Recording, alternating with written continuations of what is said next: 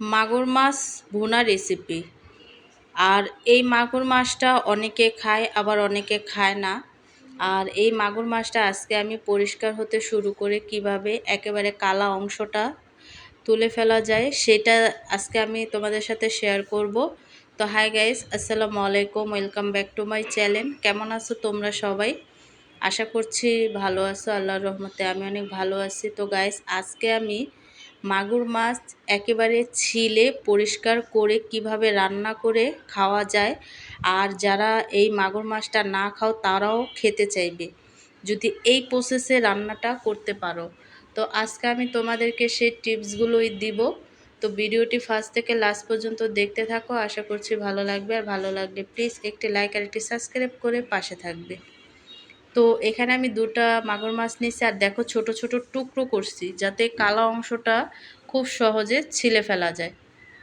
তো এইভাবে ছোট ছোট টুকরো করেই কিন্তু আমি একেবারে ফ্রেশ করে ধুয়ে তারপরে কালো অংশটাকে একেবারে তুলে ফেলবো। তো দেখো আমি ছোট ছোট টুকরো করে নিয়েছি, আর কালো অংশটা কিন্তু একেবারেই তুলে ফেলছি। আর এখন বোঝাই যায় না যে এটা মাগুর মাছ। আর এই প্রসেসে যদি রান্না করে খাওয়া যায় তাহলে কিন্তু খেতে খুবই সুস্বাদু হয়।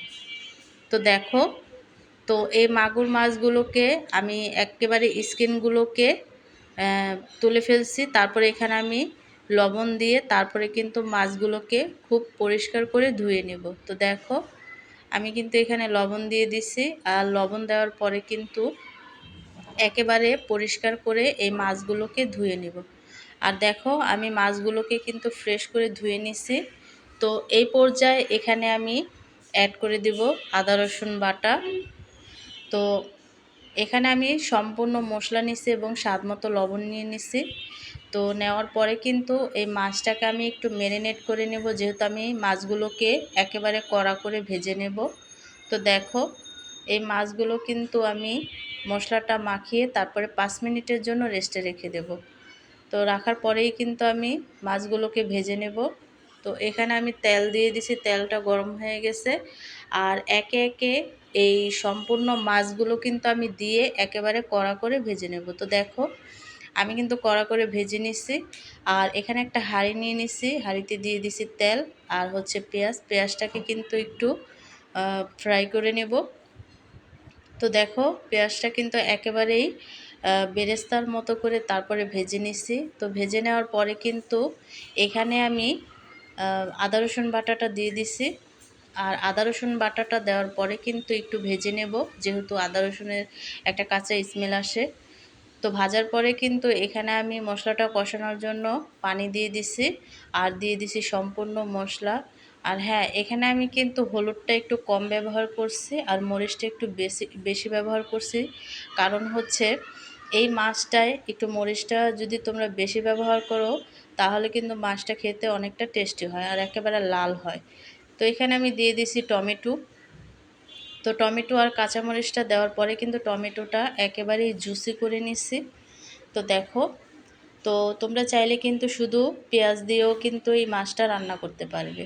তো টমেটোটা একেবারে জুসি হওয়ার পরে কিন্তু ভেজে রাখা মাছগুলোকে আমি অ্যাড করে দিছি। তো দেখো, একেবারেই কিন্তু ভুনা ভুনা করে তারপরে কিন্তু আমি এই মাছটাকে কষিয়ে নেব।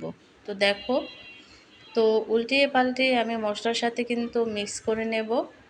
আর মিক্স করে নেওয়ার পরে কিন্তু এই মাছটাকে একেবারেই কিন্তু ভুনা ভুনা করে নেব। তো এখানে আমি সামান্য একটু পানি অ্যাড করছিলাম, অ্যাড করার পরে কিন্তু আমি মাছটাকে একটু অনেকক্ষণ পর্যন্ত রান্না করে নিয়েছিলাম। তো নেওয়ার পরে দেখো, একেবারেই কিন্তু ভুনা ভুনা হয়ে গেছে, আর কালারটাও কিন্তু চেঞ্জ হয়ে গেছে। তো তোমরা কিন্তু চাইলে এই মাছটায় জিরা, ভাজা জিরার গুঁড়াটা অ্যাড করতে পারো। তো দেখো, মাছের তরকারিটা কিন্তু একেবারেই রান্না করা হয়ে গেছে, আর দেখতে অনেকটা লোভনীয় হয়েছে। তো এখানে আমি অ্যাড করে দিচ্ছি ভাজা জিরার গুঁড়া, আর পরিবেশন করে নিচ্ছি, দেখতেই পাচ্ছ। তো গাইস, দেখলে তো কতটা সহজভাবে এই মাগুর মাছের স্কিন তুলে তারপরে কিন্তু একেবারে পরিষ্কার করে মাংসর মতো করে ভেজে তারপরে এই মাছটাকে ভুনা করা যায়। আর এইভাবে যদি তোমরা এই মাছের চামড়াটা তুলে তারপরে মাছটাকে ভুনা করো, তাহলে যে মাগুর মাছ না খায় তারও কিন্তু খেতে অনেকটা ইচ্ছে করবে, আর খেতেও কিন্তু অনেকটা ভালো লাগে। তো খুব সহজভাবে আমি তোমাদের সাথে